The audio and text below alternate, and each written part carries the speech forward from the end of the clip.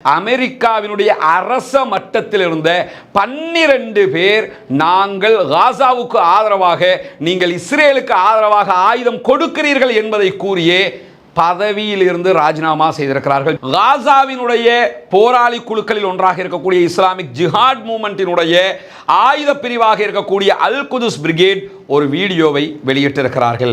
நாங்களும் உங்கள் கைதிகளை கண்ணியமாக நடத்தி கொண்டிருந்தோம், ஆனால் இப்பொழுது நீங்கள் எப்படி பாலஸ்தீன கைதிகளை நடத்துகிறீர்களோ அப்படித்தான் நடத்துவோம் அப்படின்னு சொல்லி ஒரு வார்னிங்கை கொடுத்திருக்கிறாங்க. இந்த மாதிரியான நேரத்தில் தான் என்ன நடக்கிறது காசாவுக்குள், எப்படியான தாக்குதல்கள் நடக்கிறது. வடக்கு காசாவுல எல்லாத்தையும் அழிச்சிட்டோம்னு அப்ப சொன்னதும் போய், இப்ப சொல்றதும் போய், இதுக்கு பிறகு சொல்ல போறதும் போய், மொத்தத்தில் இஸ்ரேல் ராணுவம் நினைச்சுக்கிறீங்க, மொத்த போய்.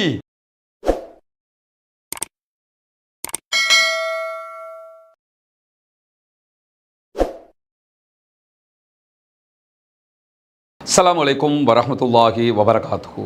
ஏக இறைவனுடைய அமைதியும் கருணையும் உங்கள் அனைவர் மீதும் உண்டாகட்டுமாக என்கிற உயரிய பிரார்த்தனைகளோடு இன்றைய தினமும் 271வது நாளாக, அதாவது கிட்டத்தட்ட 9 மாதங்களும் 1 நாட்களும் தாண்டி இருக்கக்கூடிய இந்த நிலையில் காசாவிலே என்ன நடக்கிறது, பாலஸ்தீன பெருபூமியிலே என்ன நடக்கிறது, இஸ்ரேல் என்ன செய்கிறது, அங்கிருக்கக்கூடிய சுதந்திர போராளிகளுடைய நிலை என்ன என்பது தொடர்பான ஒட்டுமொத்த செய்திகளைத்தான் இன்றைக்கு நாம் பார்க்க இருக்கிறோம். இன்றைய நிகழ்ச்சிக்கு செல்வதற்கு முன்பதாக நேற்றைய வீடியோவில் சில சகோதரர்கள் எழுப்பியிருந்த ஒரு கேள்விக்கான பதிலை நாம் தெரிந்துவிட்டு அடுத்த கட்டத்திற்கு நுழையலாம்.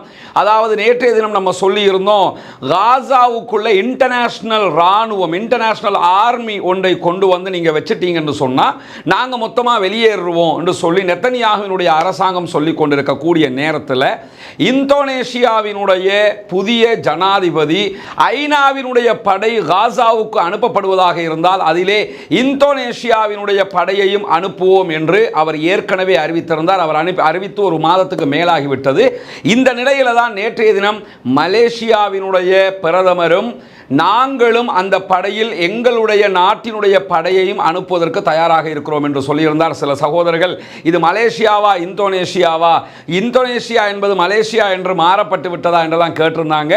எந்த மாற்றமும் கிடையாது. மலேசியா இந்தோனேஷியா 2 தரப்பாரும் இப்படி சொல்லியிருக்கிறார்கள் என்கிற செய்திகளை தான் நம்ம நேற்றைய தினம் முன் வச்சிருந்தோம். செய்தியினுடைய விளக்கம் இதுதான். இதே நேரத்தில் இன்றைக்கு செய்திகளுக்கு போறதுக்கு முன்னாடி இன்னும் 2 செய்திகள் இருக்கிறது. குறிப்பாக நமக்கெல்லாம் தெரியும், இந்த பாலஸ்தீன யுத்தம் ஆரம்பிக்கப்பட்டு இன்றைக்கு 271 நாட்களை தாண்டி கொண்டிருக்கக்கூடிய நேரத்தில் இப்போ அங்கே என்ன நடக்கிறது என்பது அல்லாஹ்வுடைய உதவியால பல பேருக்கும் தெரிய வந்த ஒரு விவகாரமாக மாறிவிட்டது. ஆரம்ப நாட்களில் காசாவிலேயோ பாலஸ்தீனத்திலேயோ இஸ்ரேல் தாக்குதல் நடத்தினா அங்கே இருக்கக்கூடிய தீவிரவாதிகள், பயங்கரவாதிகள் கொல்லப்படுகிறார்கள் என்கிற பிம்பம் தான் உலகத்திற்கு காட்டப்பட்ட நிலையில் உண்மையில் காசா யாருக்கு சொந்தம், பாலஸ்தீனம் யாருக்கு சொந்தம் என்பது தற்போது உலகத்தில் இருக்கக்கூடிய மனிதநேயத்தை நேசிக்கக்கூடிய அத்தனை மக்களுக்கும் புலப்படுகிற விஷயமாக மாறி இருக்கிறது.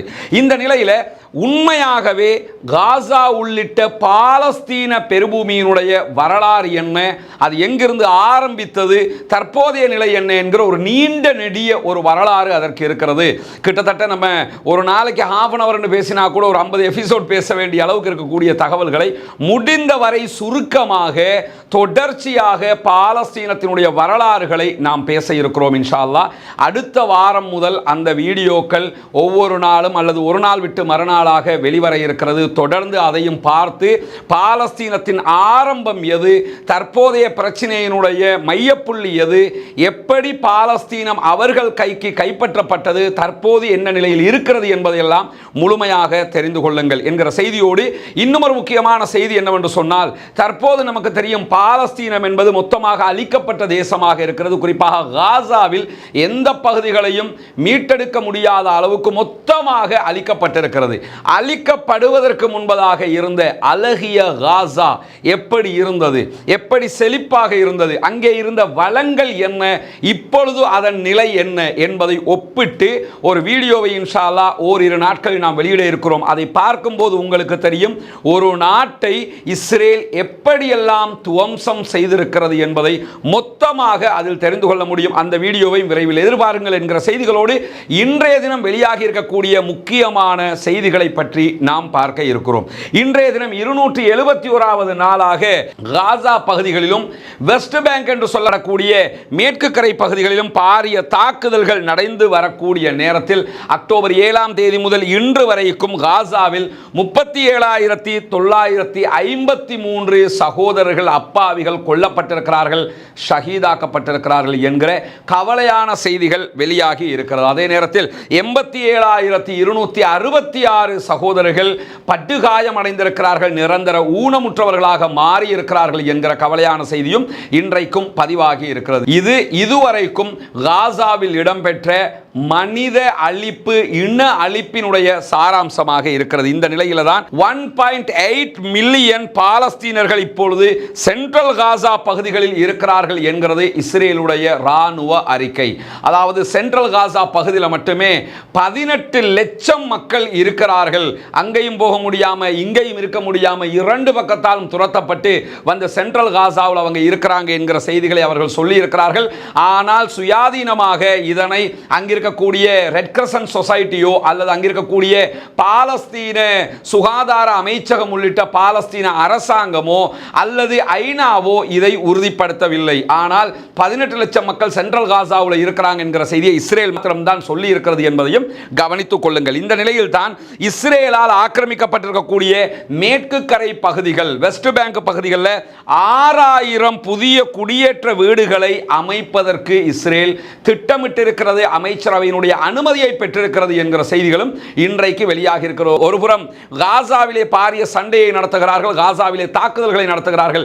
மறுபுறமாக அவர்கள் வெஸ்ட் பேங்க் மேற்கு கரை பகுதியில் அப்பாஸுடைய ஆட்சியில் இருக்குதா இல்லையா, அந்த பகுதிகளில் பொம்மையாக அப்பாஸை வைத்துக்கொண்டு புதிதாக 6000 குடும்பங்களை, இஸ்ரேலிய குடும்பங்களை இப்ப இருக்கிற பாலஸ்தீன எல்லைக்குள் கொண்டு வந்து குடியமர்த்த திட்டமிட்டிருக்கிறார்கள் என்கிற செய்திகளும் இன்றைக்கு வெளியாகி இருக்கிற அதே நேரத்தில் இன்றைய தினம் நிறைய வீடியோக்கள் வெளியாகி இருக்கிறது. அந்த வீடியோக்கள் குறிப்பாக எதை காட்டுகிறது என்று சொன்னால், பாலஸ்தீனத்தினுடைய அப்பாவி மக்களுடைய கிராமங்களுக்குள் புகுந்து இஸ்ரேலிய சில யூதர்கள் என்ன பண்றாங்கன்னா, அவர்களை தாக்கி ராணுவம் தவிர்த்து அங்கிருக்கக்கூடிய யூதர்களே உள்ள புகுந்து என்ன பண்றாங்கன்னா, பொதுமக்களை தாக்கி அவர்களுடைய உடைமைகளை அபகரிக்கக்கூடிய வீடியோக்களும் இன்றைக்கு வெளியாகி இருக்கிறது. இப்படி அனைத்து தரப்பாலும் அநியாயத்துக்கு உள்ளாகி கொண்டிருக்கிறார்கள் பாலஸ்தீன அப்பாவிகள் என்கிற செய்திகளை நம்ம பார்க்க முடியும். இந்த மாதிரியான நேரத்தில் தான் இன்றைக்கு ஒரு முக்கியமான செய்தியை அல் ஜசீரா கோடிட்டு காட்டியிருக்கிறது. அது என்ன செய்தி என்று சொன்னால்,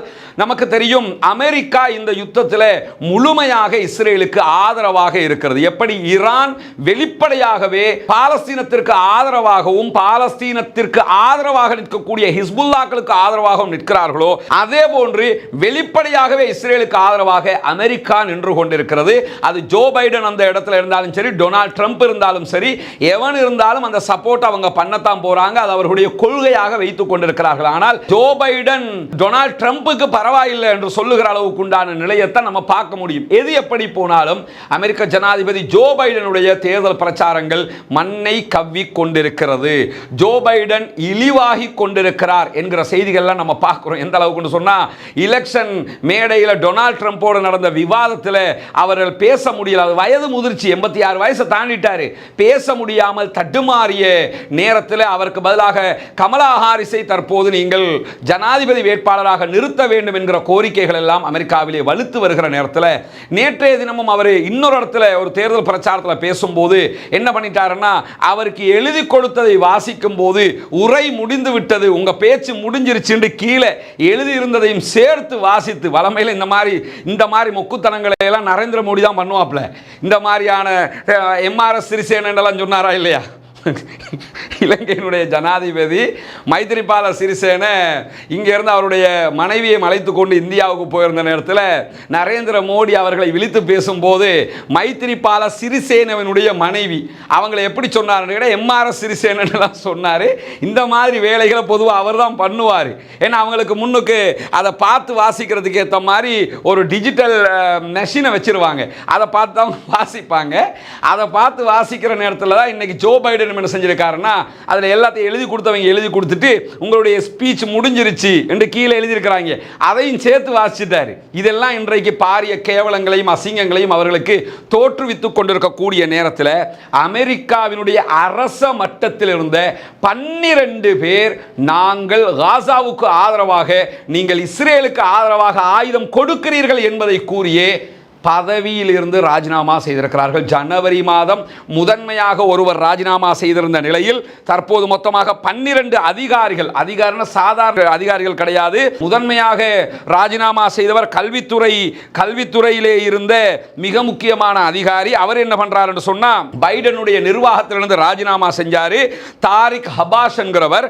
அதற்கு பிறகு மொத்தமாக 12 பேர் ராஜினாமா செய்திருக்கிறார்கள். இதுவெல்லாம் அமெரிக்காவினுடைய ஆளும் அரசாங்கத்துக்கு மட்டுமல்ல, சர்வதேச ரீதியில் அவர்களுக்கு இழுக்கை ஏற்படுத்தி தந்திருக்கிறது. அது மட்டுமல்லாமல் மனிதநேயத்தை நேசிக்கக்கூடிய மக்களின் பக்கம் நல்ல மக்களை இணைத்துக் கொண்டே இருக்கிறது என்கிற காட்சிகளும் தற்போது காண கிடைக்கிறது. அதே மாதிரி இன்றைக்கு வெளியாகி இருக்கக்கூடிய இன்னும் ஒரு முக்கியமான செய்தி என்னன்னு சொன்னா, இன்றைய தினம் ஐநாவினுடைய பாதுகாப்பு கவுன்சிலிலே ஒரு முக்கியமான செய்தியை வெளியிட்டிருக்கிறது சைனா. ஐநாவினுடைய பாதுகாப்பு கவுன்சிலுடைய தலைமை பொறுப்பு தற்போது ரஷ்யாவுக்கு கிடைத்திருக்கக்கூடிய நேரத்தில் ரஷ்யாவும் சைனா இந்த காசா போர்ல ஒரு பெரிய பிளே ஒன்று பண்ணிக்கிட்டு இருக்கிறாங்கிறது நமக்கு தெரியும். தற்போது சைனாவும் வெளிப்படையாக களமிறங்கி இருக்கிறது. எந்த அளவுக்கு ரஷ்யாவினுடைய வகிபாகம் எந்த அளவுக்கு இருக்குதுன்னு சொன்னா, தற்போது ரஷ்யா சார்பாக ஹூதிகளுக்கு பாலிஸ்டிக் ஏவுகணைகளை வழங்குவதற்கான பேச்சுவார்த்தைகளும் நடந்து வருகிறது என்கிற செய்திகள் எல்லாம் வெளியாகி இருக்கிறது. ஒருபுறம் ஹூதிகளை அழிக்க வேண்டும் என்று அமெரிக்கா பிரித்தானியாவினுடைய ராணுவ கப்பல்கள் செங்கடலிலே முகாமிட்டு தாக்குதல் நடத்தி கொண்டிருக்கக்கூடிய நேரத்தில் ஹூதிகளுக்கு தேவையான ஆயுதத்தை கொடுப்பதற்கான பேச்சுவார்த்தைகளில் ஹூதிகளும், யமனில் இருக்கக்கூடிய ஹூதிகளும் ரஷ்ய அதிபர் விளாடிமிர் புட்டினும் பேச்சுக்களை நடத்தி கொண்டிருக்கிறார்கள் என்கிற செய்திகளும் வெளியாகி கொண்டிருக்கும் போதுதான் இன்றைய தினம் சைனா வெளிப்படையாகவே ஒரு செய்தியை சொல்லியிருக்கிறார்கள். காசா என்பது ஒரு திறந்த வெளி சிறைச்சாலை, அமெரிக்காவினுடைய மிதக்கும் கப்பல், மிதக்கும் போர்ட் என்பதால் எந்தவித நலவும் ஏற்படவில்லை. அது ரோடுக்கு எந்த ஒரு மாற்றமாகவும் அமையவில்லை. உணவை நீங்க காசாவுக்குள்ள கொடுக்கணும்னா, மருந்த கொடுக்கணும்னா ரோடு வழியாக, ரஃபா வழியாக கொடுங்க. அதை விட்டுவிட்டு நாங்கள் மிதக்கும் துறைமுகம் அமைக்கிறோம்னு நீங்க இஸ்ரேலுக்கு ஆதரவாக போய் அமைச்சதுனால எந்த நலவும் வரல என்கிற அவங்க இன்னைக்கு வெளிப்படையாக சொல்லி இருக்கிற அதே நேரம் அவர் அமெரிக்கா என்கிற வார்த்தையை பயன்படுத்தாமல் சில நாடுகள் என்று அமெரிக்காவை சுட்டிக்காட்டி இருக்கிறார் என்கிற செய்திகளும் இன்றைக்கு வெளியாகி இருக்கிறது. இந்த நேரத்தில் தான் காசாவில் இருக்கக்கூடிய மக்களுக்கு உணவு இல்லை, அவர்களுக்கு தண்ணீர் இல்லை, அவர்களுக்கு மத்தியிலே நிறைய நோய்கள் பரவி கொண்டிருக்கிற, குறிப்பாக இந்த சிக்கன் பாக்ஸ் பரவி கொண்டிருக்கக்கூடிய செய்திகள் இன்றைக்கு வெளியாகி இருக்கு. குழந்தைகளுக்கு மத்தியில் சிக்கன் பாக்ஸ் பரவி கொண்டிருக்கிறது. அதே மாதிரி மற்ற பல சிறங்கு நோய்கள், தொற்று நோய்கள் பரவி கொண்டிருக்கிறது என்கிற செய்திகள் எல்லாம் வருகிறது. அல்லாஹ் தான் அவர்களை காப்பாற்ற வேண்டும் என்கிற பிரார்த்தனையை தான் நாம் அல்லாஹ்விடத்திலே முன்வைக்க கடமைப்பட்டிருக்கிறோம். இப்படியான நிலையில இன்றைய தினம் காசாவினுடைய போராளி குழுக்களில் ஒன்றாக இருக்கக்கூடிய இஸ்லாமிக் ஜிஹாட் மூவ்மெண்டினுடைய ஆயுத பிரிவாக இருக்கக்கூடிய அல் குதுஸ் பிரிகேட் ஒரு வீடியோவை வெளியிட்டிருக்கிறார்கள், ஒரு புகைப்படத்தையும் வெளியிட்டிருக்கிறார்கள். அதில் அவங்க என்ன சொல்லியிருக்கிறாங்கன்னு சொன்னா, இஸ்ரேலிய பணைய கைதிகள் சில பேர் தற்கொலைக்கு முயன்றிருக்கிறார்கள் என்கிற செய்திகளை வெளியிட்டிருக்கிறார்கள். அதாவது நமக்கு தெரியும், பாலஸ்தீன மக்களை கைதிகளாக பிடிச்சி வச்சுக்கிட்டு சொல்ல முடியாத அளவுக்கு அநியாயத்தை இஸ்ரேல் செய்து கொண்டிருக்கிறது. ஆனால் இதுவரைக்கும் இன்னைக்கு அல் குதுஸ் வெளியிட்டிருக்கக்கூடிய செய்தியில் என்ன சொல்றாங்கன்னா, நாங்கள் எங்களுடைய நுசைராத் முகாம் மீது நீங்கள் தாக்குதல் நடத்துகிற வரைக்கும் நாங்க உங்க ஆட்களுக்கு எந்த விதமான தொந்தரவும் கொடுக்கல, சுதந்திரமாக அவர்கள் எங்களுக்கு மத்தியில் இருந்தார்கள், அவர்களை நாங்கள் ஒரு கைதி மாதிரி நடத்தவே இல்லை. அதை நம்ம பார்த்தோம்ல, ஒரு 4 மாதம் இந்த யுத்தம் ஆரம்பித்து 4 மாதத்திலேயே ஒரு இடைக்கால அமைதி ஒப்பந்தம் ஏற்பட்டதா இல்லையா? அந்த நேரத்தில் வெளியே வந்த இஸ்ரேலிய பெண்கள், இஸ்ரேலிய ஆண்கள் அத்தனை பேரும் எப்படி நடந்து கொண்டார்கள் பாலஸ்தீன சுதந்திர போராளிகளோடுங்கிற காட்சியெல்லாம் நம்ம பார்த்தோம். அவங்க கொடுத்த டீ எங்களுக்கு தந்தாங்க, எங்களை நல்லா கவனிச்சாங்க, எங்களுக்கு மருந்து தந்தாங்க, எங்களோட அன்பா நடந்துகிட்டாங்க. எல்லாவற்றுக்கும் மேலாக விடுதலை செய்யப்பட்ட ஒரு பெண்ணும் அவருடைய குழந்தையும் விடுதலை செய்யப்பட்ட நேரத்தில் ஒரு பெண்மணி என்ன சொல்லியிருந்தான்னு கேட்டா, என்னுடைய குழந்தை தன்னுடைய தகப்பன்களுக்கு மத்தியிலே இருந்ததை போன்ற ஒரு உணர்வு ஏற்பட்டது, என் பிள்ளையோட நீங்க அவ்வளவு அன்பாக நடந்துகிட்டீங்க என்கிற செய்திகளை எல்லாம் அவங்க வெளியிட்டிருந்த காட்சிகளை எல்லாம் நம்ம பார்த்திருக்கிறோம். அதையெல்லாம் சுட்டி காட்டி அல் குதுஸ் பிரிகேட் என்ன சொல்றாங்கன்னு சொன்னா, நாங்கள் உங்களுடைய கைதிகளை ரொம்ப கண்ணியமாகவும் பாதுகாப்பாக காலமாகவும் நடத்தி கொண்டிருந்தோம். ஆனால் நீங்கள் நுசைராத் அகதிகள் முகாம் மீது தாக்குதல் ஒரு 2 வீக்குக்கு முன்னாடி நடத்தினாங்களா இல்லையா? ஒரே நேரத்தில் தாக்குதல் நடத்தி 270க்கும் மேற்பட்ட அப்பாவி காசா மக்களை கொன்று குவித்தார்கள். 700க்கும் மேற்பட்டவர்கள் நிரந்தர ஊனமுற்றவர்களாக காயமடைந்தவராக மாறியிருக்கிறார்கள். இப்படி நீங்கள் நுசைராத் கேம்ப் மேலே அநியாய தாக்குதல் நடத்துகிற வரைக்கும் நாங்களும் உங்கள் கைதிகளை கண்ணியமாக நடத்தி கொண்டிருந்தோம். ஆனால் இப்பொழுது நீங்கள் எப்படி பாலஸ்தீன கைதிகளை நடத்துகிறீர்களோ அப்படித்தான் நடத்துவோம் அப்படின்னு சொல்லி ஒரு வார்னிங்கை கொடுத்திருக்கிறாங்க. உங்களுடைய கைதிகள் தற்கொலைக்கு முயலுகிற ஒரு நிலை ஏற்பட்டிருக்கிறது. காரணம் என்னன்னா, நாங்க அப்ப விட்ட மாதிரி சுதந்திரமா அவங்கள விடல, சிறைன்னா சிறை அந்த மாதிரி வச்சிருக்கிறோம். நீங்க எங்களுடைய மக்களுக்கு அவ்வளவு அநியாயம் சிறைகளில் செய்யும் போது உங்க மக்களை மட்டும் நாங்க பூ மாதிரி தட்டில் வச்சு பாதுகாக்க வேண்டிய எந்த தேவையும் கிடையாது, உங்க மக்களை நாங்க சிறையில தான் வைப்போம் என்கிற விதமாக இன்றைக்கு அல் குதுஸ் பிரிகேட் கடுமையான எச்சரிக்கையை விடுத்து சில பேர் இதை தாங்க முடியாமல் தற்கொலைக்கு முயன்றிருக்கிறார்கள். எனவே உங்கள் மக்களை மீட்டுக் கொள்ளுகிற பொறுப்பு உங்களிடத்தில் இருக்கிறது என்கிற செய்தியை கஸ்ஸாம் பிரிகேடினுடைய ஊடக பேச்சாளர், நமக்கு தெரியும் அபு உபைதா அவர்கள், இவர் அபு ஹம்சா, இவர் அல் குதுஸ் பிரிகேடினுடைய ஊடக பேச்சாளர். அவர் என்ன சொல்லி இருக்கிறார்னா, உங்கள் கைதிகளுக்கு நாங்கள் கொடுத்த சலுகைகள் எல்லாம் பறிக்கப்பட்டிருக்கிறது, கைதிகள் கைதிகளாக நடத்தப்படுவார்கள் என்கிற எச்சரிக்கையும் அவர்கள் விடுத்திருக்கக்கூடிய செய்தி இன்றைக்கு வெளியாகி இருக்கிறது. எனவே இஸ்ரேலிய அரசாங்கம் தான் இனி முடிவெடுக்க வேண்டும் என்கிற இக்கட்டு அவர்களுக்கு உண்டாகி இருக்கிறது. இந்த மாதிரியான நேரத்தில் தான் என்ன நடக்கிறது காசாவுக்குள், எப்படியான தாக்குதல்கள் நடக்கிறது என்கிற கேள்விகளும் எழுந்து வருகிற நேரத்தில் இன்றைய தினம் தியாகி உமர் அல் காசிம் படைப்பிரிவு பாரிய தாக்குதல்களை ரஃபாவினுடைய அல் சலாம் ரோட் பகுதிகளில் நடத்தி கொண்டிருக்கிறார்கள். அதாவது இஸ்ரேலிய ஆக்கிரமிப்பு பயங்கரவாத இராணுவத்தினுடைய படையினர் மீது பாரிய ராக்கெட் தாக்குதல்களை அவர்கள் நடத்தி இருக்கிறார்கள் என்கிற செய்திகளை வெளியிட்டிருக்கிறார்கள். அதே போன்று அல் குதுஸ் பிரிகேட் வெளியிட்டிருக்கக்கூடிய செய்தியில் என்ன சொல்றாங்கன்னா, இஸ்ரேல் இராணுவத்தினுடைய கேட்டபில்லராக இருக்கக்கூடிய D9 வகையான புல்டோசர்களை ரஃபாவில் இருக்கக்கூடிய அல் ஹலால் சந்தை பகுதிகளில் நாங்கள் RPG மூலமாக கடுமையாக சுட்டு வீழ்த்தி இருக்கிறோம், அழித்திருக்கிறோம் என்கிற செய்திகளை இன்றைக்கு அல் குதுஸ் பிரிகேடும் வெளியிட்டிருக்கக்கூடிய அதே நேரத்தில் இஸ்ஸதீன் அல் கஸ்ஸாம் பிரிகேட் இன்றைக்கு வெளியிட்டிருக்கக்கூடிய செய்தியில் என்ன சொல்றாங்கன்னு கேட்டால், தால் அல் சுல்தான் பகுதிகளில் இருக்கக்கூடிய மேற்கு முகாம் பகுதிகளில் நாங்கள் ஒரே நேரத்தில் 2 மெர்காவா டேங்குகளை அழித்திருக்கிறோம் என்கிற செய்திகளை சொல்லியிருக்கிறாங்க. அதே போன்று சுஜாயா சுற்றுப்புற பகுதிகளில் யாசின் 105 ராக்கெட் மூலமாக இஸ்ரேலுடைய மெர்காவா டேங்குகள் 7 டேங்குகள் அழிக்கப்பட்டிருக்கிறது. மொத்தமாக இன்றைய தினம் 9 மெர்காவா டேங்குகள் அழிக்கப்பட்டிருக்கிறது என்கிற செய்திகள் அவங்க வெளியிட்டிருக்கிறாங்க. அதே மாதிரி ஹமாஸினுடைய ராணுவ பிரிவு இன்றைக்கு வெளியிட்டிருக்கக்கூடிய இன்னொரு முக்கியமான செய்தியில் என்ன சொல்றாங்கன்னு கேட்டா, 14 இஸ்ரேலிய ஆக்கிரமிப்பு பயங்கரவாத இராணுவத்தினரை இலக்கு வைத்து நாங்கள் நடத்திய தாக்குதலில் மொத்தமாக அந்த படை அளிக்கப்பட்டிருக்கிறது. ஒரு பெட்டாலியன் 14 பேரை கொண்டவர்கள் அவர்கள். அதனுடைய வீடியோ அவங்க வெளியிட்டிருக்கிறாங்க. ஒரு வீட்டுக்குள்ள போய் நின்றுக்கிட்டு ஹமாஸ் மேல அட்டாக் பண்றதுக்காக பொதுமக்களை ஷூட் பண்ணிக்கிட்டு ஒளிச்சுக்கிட்டு நின்றாங்க. அதை கரெக்டாக பிடிச்சு என்ன பண்ணாங்கன்னு சொன்னா, கேமரா மூலமாக கண்காணித்து அவர்களை அழிக்கிற வீடியோ வெளியிட்டிருக்கிறாங்க. அதில் சில பகுதிகளை நம்ம தாராளமாக பார்க்க முடியும் விதமாக இருக்கு. அதை பின்னாடி நம்ம பார்க்க இருக்கிறோம். அந்த செய்தியை சொல்றாங்க. இதில் 14 பேர் ஆன் தி ஸ்பாட் ஒரே நேரத்தில் கொல்லப்பட்டிருக்கிறார்கள். ஆனால் இதுவரைக்கும் இஸ்ரேல் இந்த 14 பேர்ல ஒருத்தர் செத்ததாக கூட ஒப்புக்கொள்ளவில்லை என்பதையும் கவனித்துக் கொள்ளுங்கள்.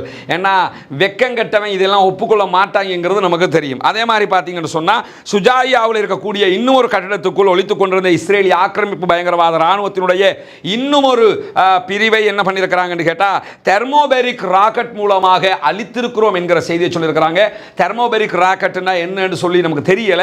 அது ஒரு வகையான பயங்கரமான ஆயுதம்ங்கிறது மட்டும் தெரியுது. அந்த ஆயுதத்தினூடாக இன்னும் ஒரு வீட்டுக்குள் ஒளித்துக் கொண்டிருந்த இன்னொரு பெட்டாலியனையும் அவர்கள் மொத்தமாக அழித்திருக்கிறார்கள். அதற்கு பிறகு அவங்க என்ன சொல்றாங்கன்னா, இந்த தாக்குதல் நடந்ததுக்கு பிறகு இருதரப்புக்கும் மத்தியில் அவர்களை மீட்க வந்தவர்களுக்கும் எங்களுக்கு மத்தியிலே துப்பாக்கி சண்டை நடைபெற்றது என்கிற செய்தியை சொல்லியிருக்கிறாங்க. துப்பாக்கி சண்டை நடைபெறுகிற காட்சிகளையும் அவர்கள் வெளியிட்டு இருக்கிறார்கள். அதே மாதிரி இஸ்ரேல் இன்னைக்கு வெளியிட்டிருக்கக்கூடிய அறிக்கையில் என்ன சொல்றாங்கன்னா, 24 மணி நேரத்துக்குள்ளாக 24 இஸ்ரேலிய ஆக்கிரமிப்பு பயங்கரவாத இராணுவத்தை சேர்ந்தவர்கள் காயம் அடைந்திருக்கிறார்கள் என்பதை மட்டும் சொல்லியிருக்கிறாங்க. அந்த 14 பேர் கபருக்கு போனதை பற்றி சொல்லல, பிறகு இன்னொரு பெட்டாலியன் கபருக்கு போனதை பற்றி சொல்லல. என்ன சொல்றாங்கன்னா, ஒரு 24 பேர் காயம் அடைந்திருக்கிறார்கள். இந்த செய்தியை இன்றைக்கு ஜசீரா மட்டுமில்ல பல ஊடகங்கள் வெளியிட்டிருக்கிறாங்க. குறிப்பாக இர்னா வெளியிட்டிருக்கிறாங்க. அவங்க கீழே குறிப்பாகவே என்ன சொல்லியிருக்கிறாங்கன்னா, பொதுவாகவே இஸ்ரேல் இஸ்ரேல் தங்களுடைய இராணுவத்தின் உயிரிழப்புகளை மறைத்து கொண்டிருக்கிறது என்கிற குற்றச்சாட்டு இந்த வார் சம்பந்தப்பட்ட கண்காணிப்பாளர்கள் ஆய்வாளர்கள் மத்தியில் தொடர்ந்து இருக்கிறது. அதை நம்ம பல விடுத்தம் சொல்லிட்டோம். மொத்த பொய்யத்தான் சொல்லுவான். 100 பேர் கொல்லப்பட்டா 2 பேருக்கு காயமுமா. இப்போ 24 பேருக்கு காயம்னு சொல்லி சொன்னா குறைஞ்சது 100-150 பேர் ஹாஸ்பிட்டலில் கிடப்பாங்கன்ற அர்த்தம். அதுக்கு நீங்க பார்க்க முடியும் இந்த பின்னால் தெரிகிற இந்த புகைப்படத்தை நீங்க பார்த்தீங்கன்னு சொன்னா, இன்றைக்கு இந்த புகைப்படத்தையும் கஸ்ஸாம் பிரிகேட் வெளியிட்டிருக்கிறது. இதுல நீங்க பார்த்தீங்கன்னா இவங்க அதாவது ஹெலிகாப்டர் வருகிறது. ஹெலிகாப்டர் வருவதற்கு முன்பதாக புகையை உண்டாக்கக்கூடிய ஒரு குண்டை போடுவாங்க. அது காயத்தை உண்டாக்காது, யார் மேலேயும் தாக்கத்தை உண்டாக்காது. இது எங்க போடுவான்னு கேட்டா இஸ்ரேல் ராணுவம் இருக்கிற இடத்துல இஸ்ரேல் ராணுவம் போடுவான். அது எதுக்குன்னு சொன்னா எத்தனை பேர் செத்து இருக்கிறாங்க, எத்தனை பேர் பாடியை தூக்குறாங்க, எத்தனை பேரை ஹெலிகாப்டர்ல ஏத்துறாங்கிறத கஸ்ஸாமோ அங்க இருக்கக்கூடிய மற்ற ஆயுத பிரிவுகளோ போராளிகளோ அல்லது ஜசீரா போன்ற ஊடக பிரிவுகளோ போட்டோ எடுத்துருவாங்க, கண்டுபிடிச்சிருவாங்கிறதுக்காக என்ன பண்ணுவான்னா தங்களுடைய ஆட்கள் அடி வாங்கி செத்து போய் கிடப்பாங்க. அப்ப இந்த புகை குண்டை கொண்டாந்து போட்டுட்டு அந்த புகைக்குள்ளதான் வந்து ஆட்களை தூக்குவாங்க. அந்த புகை அவங்களுக்கு கண்ணுக்கு எந்த பாதிப்புகளையும் உண்டாக்காத வெறும் புகை மட்டும்தான் வரும்.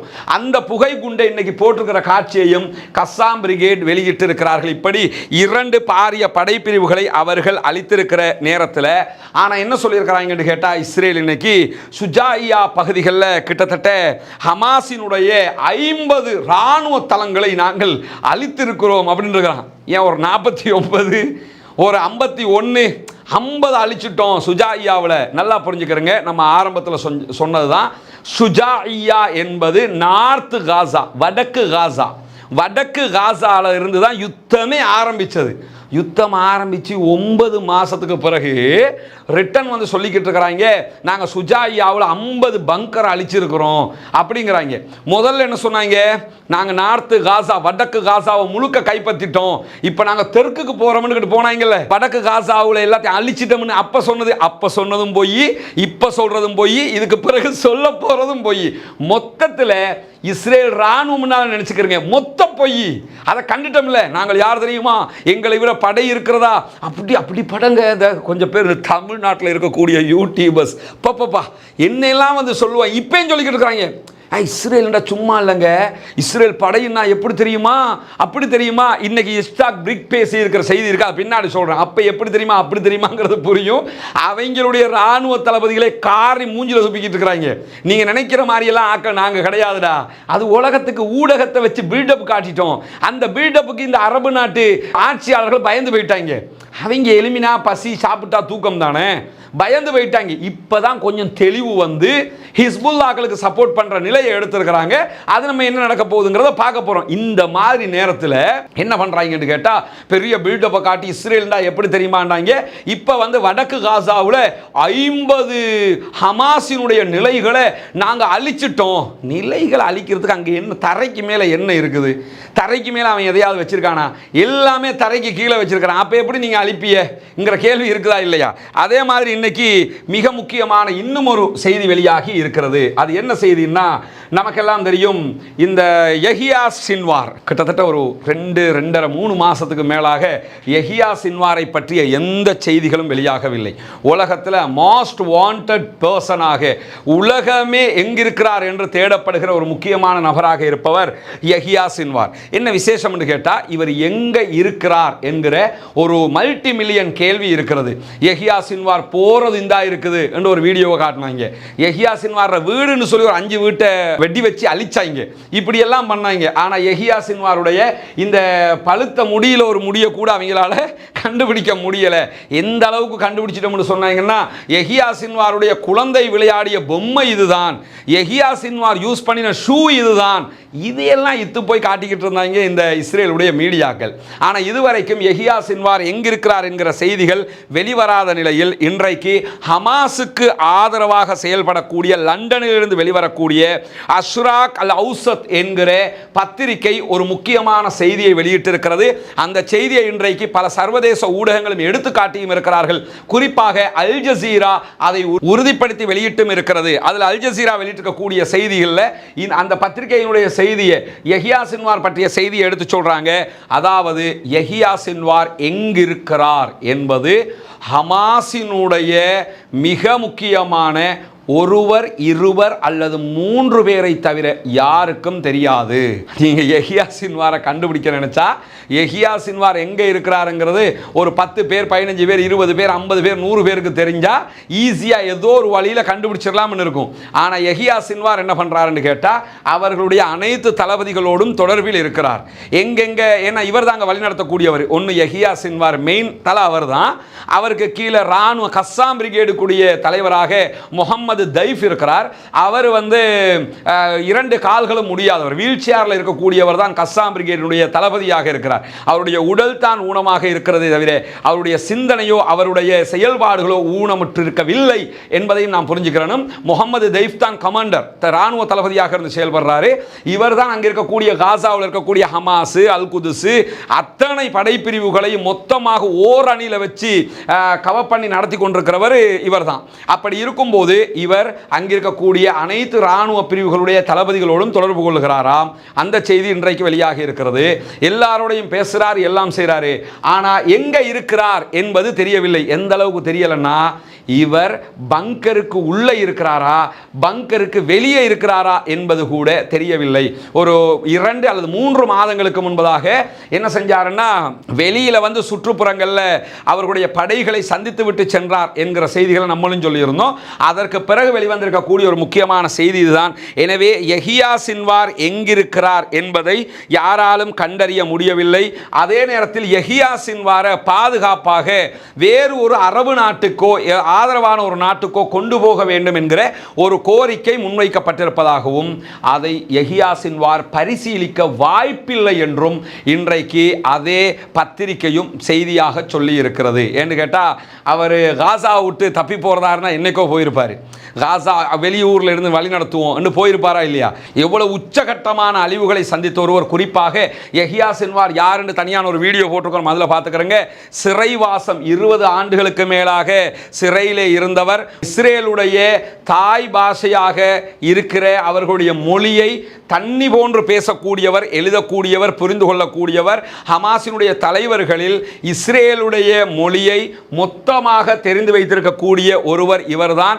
இவரை வெளியே விட்டதுதான் மிகப்பெரிய பிழை என்று இன்றைக்கும் இஸ்ரேல் பேசிக் கொண்டிருக்கிறது. எனவே யஹ்யா சின்வார் எங்கிருக்கிறார் என்பதை கண்டறிய முடியவில்லை. மொசாத் உலகத்தில் மிகச்சிறந்த உளவு பிரிவு, ஷின்பத் இஸ்ரேலில் மிகச்சிறந்த உளவு பிரிவு என்றெல்லாம் பேசியவர்களால் எங்க அவர் இருக்கிறாருங்கிறத கண்டுபிடிக்க முடியலை என்கிற செய்திகளை நம்ம பார்த்திருக்கிறோம். அதே போன்று இன்றைய தினம் லெபனான் தொடர்பாக மிக முக்கியமான சில செய்திகள் வெளியாகி இருக்கிறது. குறிப்பாக இன்றைய தினமும் லெபனானிலே இஸ்ரேலிய ஆக்கிரமிப்பு பயங்கரவாத ராணுவம் சார்பாக லெபனானுடைய யரோன், அதே போன்று ஹர்ஃபா, அதே நேரத்தில் ஐத்தரோன் ஆகிய பகுதிகளில் பல கிராமங்களில் வான்வழியாக குண்டு தாக்குதல்கள் நடத்தப்பட்டிருக்கிறது.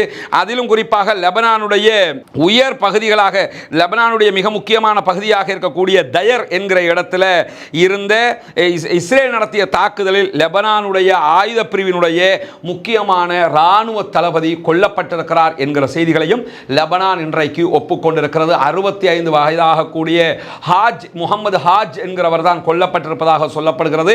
அவர் இன்றைக்கு மரணித்திருக்கிறார் என்பதை வெளிப்படையாகவே ஹிஸ்புல்லாக்கள் அறிவித்திருக்கிறார்கள். அறிவிச்சதும் அறிவிச்சாங்க நமக்கு தெரியும். அவங்க ராணுவ தளபதிகள் யாராவது கொல்லப்பட்டாங்கன்னா அடுத்து என்ன பண்ணுவாங்கன்னு இன்றைக்கு சரமாரியான தாக்குதல்களை அவர்கள் நடத்த ஆரம்பித்திருக்கிறார்கள். அது தொடர்பான செய்திகளை பின்னாடி நம்ம பார்க்க இருக்கிற அதே நேரத்தில் இன்றைக்கு மிக முக்கியமான இன்னும் ஒரு செய்தியும் வெளியாகி இருக்கிறது லெபனான் தொடர்பாக. அதாவது லெபனான் தொடர்பாக இன்றைக்கு ஈரான் வெளியிட்டிருக்கக்கூடிய செய்தியில மிக முக்கியமாக ஈரானுடைய மிக முக்கியமான ஜெனரல்களில் ஒருவராக இருக்கக்கூடியவர் கமல் கர்ராசி என்கிறவர் ஈரானுடைய வெளிநாட்டு உறவுகளுக்கான மூலோபாய கவுன்சிலுடைய தலைவர். இவர் என்ன சொல்றாருன்னு கேட்டா, லெபனான் மீது குறிப்பாக ஹிஸ்புல்லாக்கள் மீது ஒரு பரந்துபட்ட நேரடி யுத்தத்தை இஸ்ரேல் நடத்த ஆரம்பித்தால் ஈரான் வெளிப்படையாகவே ஹிஸ்புல்லாக்களுக்கு ஹெல்ப் பண்ணுவோம், பண்ணிக்கிட்டு தான் இருக்கிறாங்க.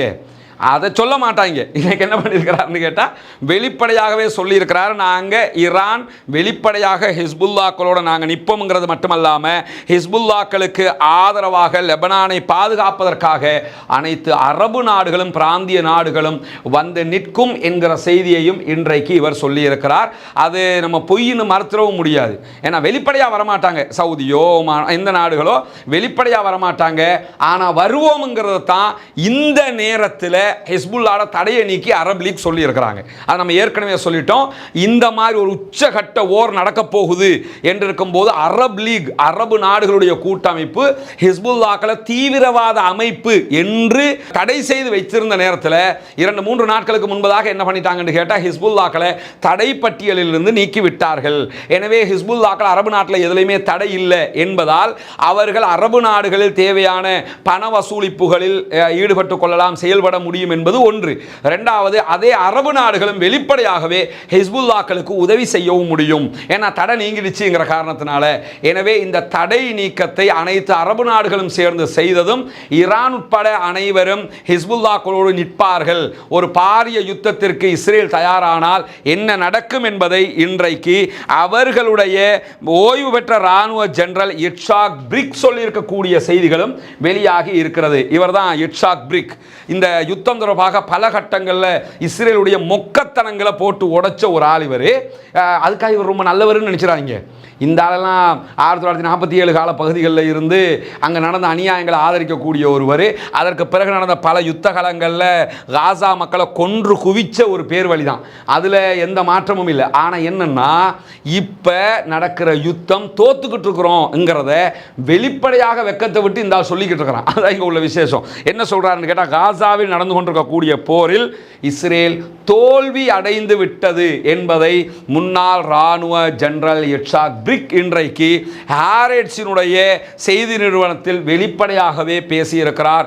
ஹயோம், இஸ்ரேலி டைம்ஸ் உள்ளிட்ட பல செய்தி நிறுவனங்கள், இஸ்ரேலுடைய நிறுவனங்கள் இவருடைய செய்தியை முக்கியத்துவப்படுத்தி இன்றைக்கு வெளியிட்டிருக்கிறாங்க. ஏன்னா அவ்வளவு முக்கியமான ஒரு நபர் இவர். இஸ்ரேல் தோற்றுவிட்டது என்பதை அவர் அறிவித்திருக்கிறார். அது மட்டுமல்லாமல் என்ன சொல்றாருன்னு கேட்டால், ஹிஸ்புல்லாக்களோடு ஒரு பெரிய யுத்தம் ஒன்றுக்கு நீங்கள் போவீங்கன்னு சொன்னால் அதிலும் கண்டிப்பாக டெல் அவிவ், அதாவது இஸ்ரேல் தோல்வியை தழுவும் என்பது மட்டுமல்லாமல் ஈரானுடைய தலையீட்டோடு ஒரு பாரிய யுத்தமாக அது மாறிவிடும். ஈரான் எங்கடான்னு இருக்கிறான் களத்துக்கு வர்றதுக்கு. நீங்க அப்படி போனீங்கன்னு சொன்னா, ஹிஸ்புல்லாக்களை அட்டாக் பண்ண போனீங்கன்னா ஈரான் களத்திற்கு வருவார்கள். வந்தார்கள் என்றால் அதுவும் நமக்கு பெரிய ஆபத்தா போயிடும் என்று சொல்றவர் என்ன சொல்றாருன்னு கேட்டா, காசாவினுடைய உள்கட்டமைப்பை நீங்கள் அழித்திருக்கிறீர்கள், காசாவினுடைய கட்டிடங்கள் அழிச்சிருக்கிறீங்க, பள்ளிவாசல் அழிச்சிருக்கிறீங்க, ஸ்கூல்ஸ் அழிச்சிருக்கிறீங்க, மொத்தத்தில் காசாவையே நீங்க அழிச்சிருக்கிறீங்க. ஆனால் இதற்காக நீங்கள் அழிக்கிறதுக்கு உள்ள போனீங்களோ அந்த ஹமாஸினுடைய சுரங்கங்களை 9 மாத யுத்தத்திற்கு பிறகும் எந்த விதமான அழிவும் இல்லாமல் ஹமாஸ் பாதுகாத்துக் கொண்டிருக்கிறது. எனவே நீங்க யுத்தத்தில் தோத்துட்டீங்க. நீங்க அழிச்சிருக்கணும் ஹமாஸினுடைய பங்கர்களை. ஹமாஸினுடைய பங்கர்களை உங்களால் அழிக்க முடியவில்லை. எனவே இஸ்ரேல் தோற்றுக் கொண்டிருக்கிறது என்பதை சொல்லுகிற அவர் என்ன சொல்றாருன்னு கேட்டா, இஸ்ரேலிய ராணுவம் ரொம்ப டயர்ட் ஆயிட்டாங்க. அது உலகத்துக்கே பார்த்தாலே தெரியுது. இஸ்ரேல் ராணுவம் ரொம்ப டயர்ட் ஆகிட்டாங்களாம். போதிய ஆயுதங்கள் அவங்களுக்கு இல்லைங்கிறத வெளிப்படையாகவே அவர் சொல்லியிருக்கிறாரு. அதே மாதிரி போர் நிறுத்தத்திற்கு அவர்கள் விரும்புகிறார்கள் என்கிற செய்திகளையும் இட்சாக் பிரிக் சொல்லியிருப்பது மட்டுமல்லாமல், இன்றைக்கு இஸ்ரேலிய ராணுவத்தினுடைய இஸ்ரேலிய ஒளிபரப்பு ஆணையம் வெளியிட்டிருக்கக்கூடிய ஒரு முக்கியமான செய்தியில் என்ன சொல்றாங்கன்னா, இஸ்ரேல் ராணுவத்தினுடைய 4 பாரிய படைப்பிரிவுகளுடைய தளபதிகளை மேற்கோள் காட்டி அவங்க சொல்லி இருக்கிறாங்க, காசாவில் செயல்படுகிற 4 பாரிய படைப்பிரிவுகளுடைய தளபதிகள் சொன்னதாக சொல்றாங்க. 9 மாத போருக்கு பிறகு இஸ்ரேலிய வீரர்கள் சோர்வடைந்திருக்கிறார்கள். யுத்தத்தை முடிவுக்கு நம்ம கொண்டு வரணும். ஹமாஸை அழிச்சிட்டு தான் எல்லாத்தையும் செய்வோம்ங்கிறது நடக்கக்கூடிய ஒரு விஷயம் இல்லை. எனவே நம்ம பின்வாங்கிறது தான் சரி என்று சொல்லி அவர்கள் முடிவுக்கு வந்திருக்கிறார்கள் என்கிற செய்திகளை நீங்கள் அல் ஜசீராவில் போய் பார்க்க முடியும். அவருடைய செய்திகளை இன்னைக்கு அவங்களும் எடுத்து போட்டிருக்கிறாங்க. அசிங்கப்படணும் தான், அதுக்காக இப்படி அசிங்கப்படுறதுங்கிறது பார்க்க பரிதாபமான நிலைக்கு அசிங்கப்பட்டுக்கிட்டு இருக்கிறாங்க. அவ்வளோ ஏன்னா உலகத்துக்கே பில்டப் காட்டிக்கிட்டு இருந்தாங்க. அது அவங்கள வச்சு தான் அந்த அரபு நாடுகளையெல்லாம் மிரட்டிக்கிட்டு இருந்தான் அமெரிக்கா. இப்போ மிரட்ட முடியுமா? உலகத்தில் இருக்கிற எது ஆகப்பெரிய டாப் லெவல் ஆயுதமோ அதை வச்சு அடித்து முடிச்சாச்சு.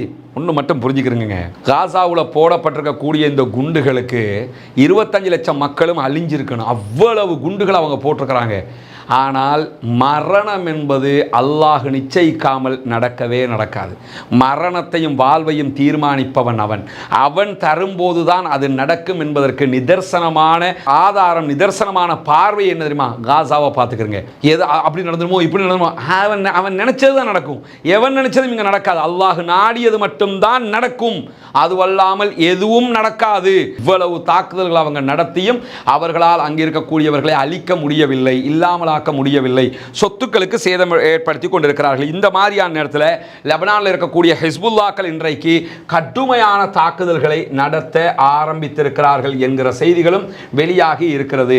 அது என்ன செய்தி என்று சொன்னால், லெபனானில் இருக்கக்கூடிய ஹிஸ்புல்லாக்கள் இன்றைக்கு இஸ்ரேலுடைய அல் மலிகியா இராணுவ தளத்தை அழித்து நொறுக்கி இருக்கிறார்கள்.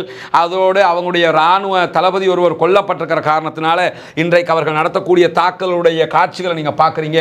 பாரிய ஏவுகணை தாக்குதல்களை நடத்த ஆரம்பித்திருக்கிறார்கள். இப்பொழுது நடக்கக்கூடிய இந்த வீடியோ நம்ம பேசுகிற இடத்துல நடக்கக்கூடிய தாக்குதல் எந்த அளவுக்கு சொன்னால், இஸ்ரேலிய சேனல் 12 வெளியிட்டிருக்கக்கூடிய செய்தியில் கோலான் குன்று பகுதிகளில் இஸ்ரேலுடைய பல ராக்கெட்டுகள் வந்து விழுந்து கொண்டிருக்கிறது, கோலான் குன்று பகுதிகள் பற்றி எரிந்து கொண்டிருக்கிறது என்கிற செய்தி வெளியாகி இருக்கிறது.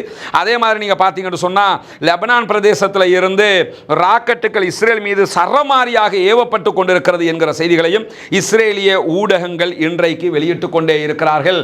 அதாவது தன்னுடைய இராணுவ தளபதி கொல்லப்பட்டு விட்டார் என்றவுடன் எப்பொழுதுமே அவங்க கொஞ்சம் வேகமாக அடிக்க ஆரம்பிச்சிருவாங்க. இப்பொழுது அவர்கள் நூற்றுக்கணக்கான ஏவுகணைகளை இஸ்ரேலை நோக்கி ஏவ ஆரம்பித்திருக்கிறார்கள். நேரடி யுத்தத்துக்கு வருவோம்னா வர்றதுக்கு சூட்டபிளான நேரம் இதுதான் இஸ்ரேல் வர்றதுக்கு. ஆனால் வருவானா இல்லையாங்கிறத பொறுத்து இருந்து பார்ப்போம். இன்றைக்கும் பாரிய தாக்குதல்கள் இப்பொழுது நடக்குது. இதனுடைய அழிவுகள் விவரங்களை நாளைக்கு நம்ம பார்க்க முடியும். அந்த வீடியோக்கள் நம்ம வந்து சேரல, தாக்குதல் இப்போதான் ஸ்டார்ட் பண்ணியிருக்கிறதாக அவர்கள் சொல்லி இருக்கிறார்கள். அந்த தாக்குதலுடைய காட்சிகளை அவசரமாக பார்க்கிறவங்களுக்கு அல் ஜசீராவினுடைய அரபு பக்கத்தில் போய் பார்த்துக் கொள்ளலாம். அவர்கள் அதை வெளியிட்டுக் கொண்டே இருக்கிறார்கள். அதே நேரத்தில் இன்றைய தினம் மிக முக்கியமான ஒரு செய்தியும் வெளியாக இருக்கிறது. அதாவது ஹூதிகள் என்ன பண்ணியிருக்கிறாங்கன்னு கேட்டால், தூஃபான் அல் முதம்மர் என்கிற ஒரு வகையான ஆயுதத்தை பயன்படுத்துவதாக அறிவித்திருக்கிறார்கள். அந்த ஆயுதம் என்னன்னு கேட்டால் ஒரு போட். கடலில் என்ன அலை வீசினாலும் எவ்வளோ பெரிய ஒரு தாக்கம் ஏற்பட்டாலும் அந்த போட் வந்து ஒரு ட்ரோன், அது தாக்குதல் ட்ரோன் போய் கப்பலை தாக்கும் என்கிற விதமான ஒரு ட்ரோன். அவங்க எப்படி வத்தில் ட்ரோன் போகுதோ அதே மாதிரி கடலில் போட் ட்ரோன்களை கண்டுபிடிச்சிக்கிட்டே இருக்கிறாங்க. அதில் ஒரு வகை தான் இந்த அவர்கள் சொல்லியிருக்கக்கூடிய தூஃபான் அல் முதம்மர் என்று சொல்லக்கூடிய ஒரு ட்ரோனாக இருக்கிறது. இந்த ட்ரோன் 1000 முதல் 1500 கிலோகிராம் வரைக்கும் ஆயுதங்களை, வெடிமருந்துகளை சுமந்து போய் தாக்கு நடத்தும் என்று சொல்லப்படுகிறது. இந்த ட்ரோன் மூலமாகத்தான் ஏற்கனவே அவங்க என்ன செஞ்சிருந்தாங்கன்னு சொன்னால், ஒரு கப்பலை அழித்திருந்தார்கள். குறிப்பாக டிரான்ஸ்வேர்ல்டு நேவிகேட்டர் கப்பல் அழிக்கப்பட்டு மூழ்கடிக்கப்பட்டது. கடந்த ஜூன் மாதம் 23ஆம் தேதி, ஒரு 10 நாளைக்கு முன்னாடி நடந்த சம்பவம், அழிக்கப்பட்டிருந்தது. அப்படியான ஒரு எங்களிடத்தில் ஒரு சக்தி வாய்ந்த ட்ரோன் இருக்கிறது. அதன் மூலமாகத்தான் இது நாங்கள் செய்கிறோம்ங்கிறது மட்டுமல்லாமல் அவங்க என்ன சொல்கிறாங்கன்னா, ரிமோட் கண்ட்ரோலில் இயக்கிக்கிட்டு இருக்கிறோங்கிறதையும் அவங்க இன்றைக்கி வெளியிட்டிருக்கிறாங்க. அது மட்டுமல்லாமல் இந்த ட்ரோன் வந்து எவ்வளவு அலைவீசினாலும், ஈவன் தலைகீழாக கவிழ்ந்தாலும் மீண்டும் திரும்பி பயணிக்கக்கூடிய விதமாக உண்டாக்கப்பட்டிருக்கிறது என்கிற செய்திகளையும் அவங்க வெளியிட்டிருக்கிறாங்க. இவ்வளவு காலமாக ஆயுதம் என்றாலே, தாக்குதல் என்றாலே, பயங்கரம் என்றாலே அமெரிக்கா தான் என்று இருந்த நிலையை தாண்டி அமெரிக்காவினுடைய கப்பல்களையே அசால்ட்டாக அடிக்கக்கூடிய விதமாக அவர்களும் தற்போது சக்தி வாய்ந்தவர்களாக மாறிக்கொண்டிருக்கிறார்கள். இந்த நிலையில் இறுதியாக ஒரு முக்கியமான வீடியோ வெளியாக இருக்கிறது என்கிற செய்திகளை சொல்லியிருந்தோம். அந்த வீடியோவை நீங்கள் பார்க்க முடியும். இது இன்றைக்கு அல் ஜசீராவில் நீங்கள் போய் பார்க்க முடியும். இங்கே நீங்கள் பார்த்தீங்கன்னா கஸ்ஸாம் பிரிகேட் வெளியிட்டிருக்கக்கூடிய வீடியோவில் ஒரு பகுதி தான் இது. காசாவை ஒரே ஷாட்டில் நீங்கள் பார்க்குறீங்க. மொத்தமாக காசாவின் ஒரு பில்டிங்கை கூட நீங்கள் மிச்ச மீதியாக பார்க்க முடியாது. அத்தனையுமே அழிக்கப்பட்டிருக்கிறது. இப்படி ஒரு அழிவை எங்கும் பார்க்க முடியாது. அந்த காட்சிகளையும் அவங்க காட்டிட்டு தான் எங்கே அவங்க தாக்குதல் நடத்தினாங்க என்கிற காட்சியில் காட்டுறாங்க. இங்கே பாருங்கள், இஸ்ரேலிய ஆக்கிரமிப்பு பயங்கரவாத இராணுவம் நிற்கக்கூடிய காட்சி. அவங்க அந்த வீட்டுக்குள்ளே போகிற காட்சியில் அதை சுற்றி அந்த வீட்டுக்குள்ளே அவங்க போகிறதையெல்லாம் கண்காணிக்கிறாங்க. கண்காணிச்சுட்டு தான் இடத்த முடிவெடுத்துவிட்டு என்ன செய்கிறாங்கன்னு கேட்டால் போய் தாக்குதல் நடத்தக்கூடிய காட்சியை அவங்க காட்டியிருக்கிறாங்க. சில ஆயுதங்களை காட்ட முடியாது, மற்றபடி அவங்க உள்ளே போகிற காட்சியெல்லாம் நீங்கள் பார்க்க முடியும். இதெல்லாம் உள்ள அந்த பில்டிங்கை இலக்கு வச்சு வேறொரு பில்டிங்க்கு அவங்க போகிறாங்க. போய் நின்று என்ன பண்ணுறாங்கன்னு சொன்னால் அங்கே இருக்கக்கூடிய இந்த இடத்த இந்த பில்டிங்குள்ளே தான் அவங்க இருக்கிறாங்கங்கிறத காட்டுறாங்க. அது மட்டும் இல்லாமல் இங்கே நீங்கள் பார்க்கலாம், ஒருத்தர் நிற்கிறான், வெப்பனோட நிற்கக்கூடிய காட்சி அவங்க காட்டுறாங்க. இந்த இடத்துல இந்த எட்டி பார்த்துக்கிட்டு இருக்கிறான், இவனோட சேர்த்து மொத்தம் 14 பேர் இந்த இடத்துல நின்றாங்கன்னு சொல்கிறாங்க. அந்த அவர்கள் மீது தாக்குதல் நடத்திய காட்சியை தான் அவங்க வெளியிட்டிருக்கிறாங்க. தீப்பற்றி எரியக்கூடிய காட்சிகளையும் வெளியிட்டிருக்கிறார். இதனுடைய மொத்தமான வீடியோவை நீங்கள் அல் ஜசீராவினுடைய அரபு பக்கத்திலே பார்க்க முடியும். எனவே இப்படியான பலவிதமான தாக்குதல்களும் இன்றைக்கு நடைபெற்றிருக்கக்கூடிய காட்சிகளை நம்ம காண முடியும். பாலஸ்தீனம் சுதந்திரம் பெறுவதற்காகத்தான் எங்களுடைய தாக்குதல்கள் தொடர்கிறது என்கிற செய்திகளையும் அவர்கள் வெளியிட்டிருக்கிறார்கள். எனவே இன்றைக்கு நடைபெற்றிருக்கக்கூடிய முக்கியமான செய்திகளுடைய தொகுப்பைத்தான் நாம் பார்த்திருக்கிறோம். பாலஸ்தீனம் சுதந்திரம் அடைய வேண்டும், பாலஸ்தீனம் வெற்றி பெற வேண்டும், பாலஸ்தீன மக்களும் நிம்மதி அடைய வேண்டும், நம்மை போன்ற மக்களாக அவர்களும் வாழ வேண்டும் என்கிற உயரிய பிரார்த்தனைகளை செய்ய மறந்து விடாதீர்கள். அதே போன்று குனூத்துன் நாசிலாவை ஓதுவதற்கு மறந்து விடாதீர்கள். இஸ்ரேலிய ஆக்கிரமிப்பு பயங்கரவாத இராணுவத்திற்கு எதிராகவும் அவர்களை ஆதரிக்கக்கூடியவர்களுக்கு எதிராகவும் கண்டிப்பாக குனூத்துன் நாசிலாவை ஓதுகிற அதே நேரம் ஜனநாயக ரீதியாக அந்த மக்களுக்கு குரல் எழுப்ப மறந்து விடாதீர்கள். பயங்கரவாதம் ஒழிய வேண்டும், தீவிரவாதம் இல்லாதொழிக்கப்பட வேண்டும், ஆயுத கலாச்சாரங்கள் இல்லாதொழிக்கப்பட்டு அனைவரும் அமைதியான மக்களாக இந்த உலகத்திலே வாழ்வதற்கான வழிபிறக்க வேண்டும் என்பதுதான் அனைத்து நல்ல மக்களுடைய பிரார்த்தனையாகவும் இருக்கிறது. எனவே தீவிரவாதம் ஒழிக்கப்பட வேண்டும், பயங்கரவாதம் இல்லாதொழிக்கப்பட வேண்டும், இஸ்ரேலிய ஆக்கிரமிப்பு பயங்கரவாதம் முற்றுமுழுதாக இல்லாதொழிக்கப்பட வேண்டும் என்கிற பிரார்த்தனைகளோடு முடித்துக் கொள்கிறேன். வாஹிர் தஅவானா அல்ஹம்துலில்லாஹி ரப்பில் ஆலமீன்.